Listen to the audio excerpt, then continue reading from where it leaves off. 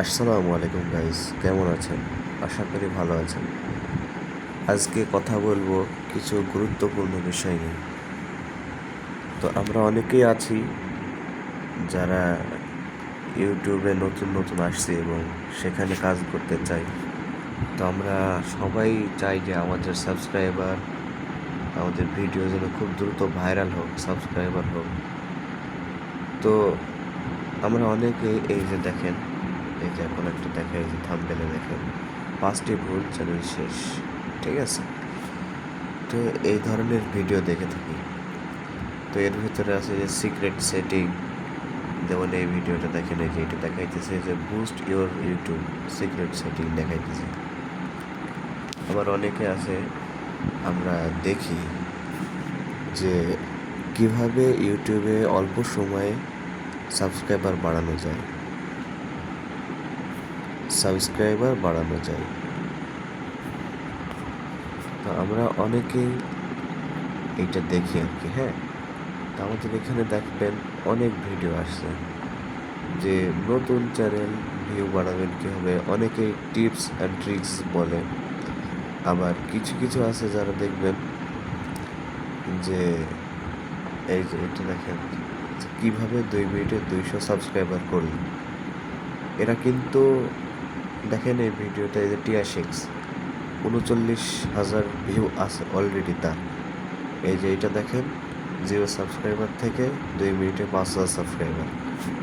তো এই ভিডিওগুলো আসলে আমাদেরকে বোকামি ছাড়া কিছুই না, বুঝছেন?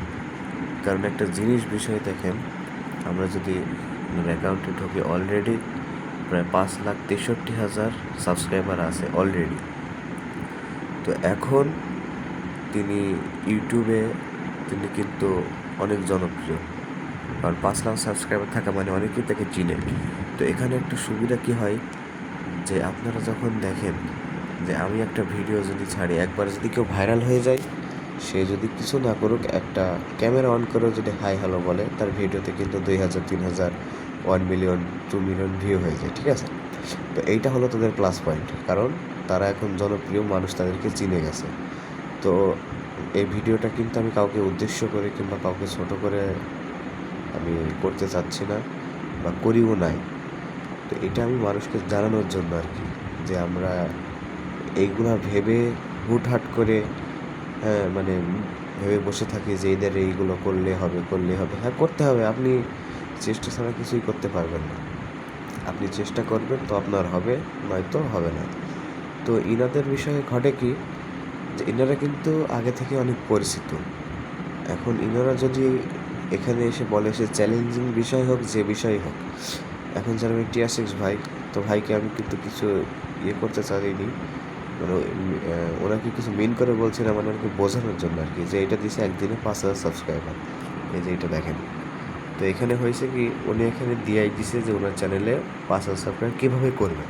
তো এই যে উনি যে নতুন অ্যাকাউন্টটা খুলছে, এইটা নতুন চ্যানেল, যে নতুন চ্যানেলটা খোলার পরে যে উনি ওনার পুরাতন যে চ্যানেল আছে সেখানে আপলোড দেওয়ার পরে ওনার ভিউ হয়েছে 1.3 মিলিয়ন। যদিও এটা 2 বছর আগেরকার, তবে এখন এরকমই হয়।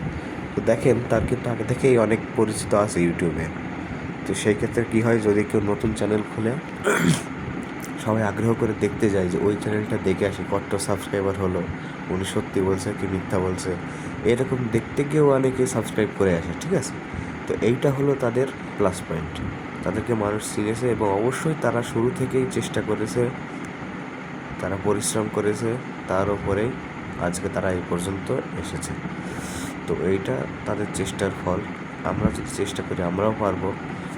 তবে ইউটিউব প্ল্যাটফর্মে এসে, যে কোনো ইউটিউব না, আপনি যে কোনো প্ল্যাটফর্মে আসার পরে আপনি যদি ভাবেন যে হুটহাট করে আমি ভাইরাল হয়ে যাব, আমার ভিডিও ভাইরাল হবে, আমার সাবস্ক্রাইব হবে, খুব সহজে আর্নিং হবে, তো ভাই এটা কিন্তু ভুল কথা।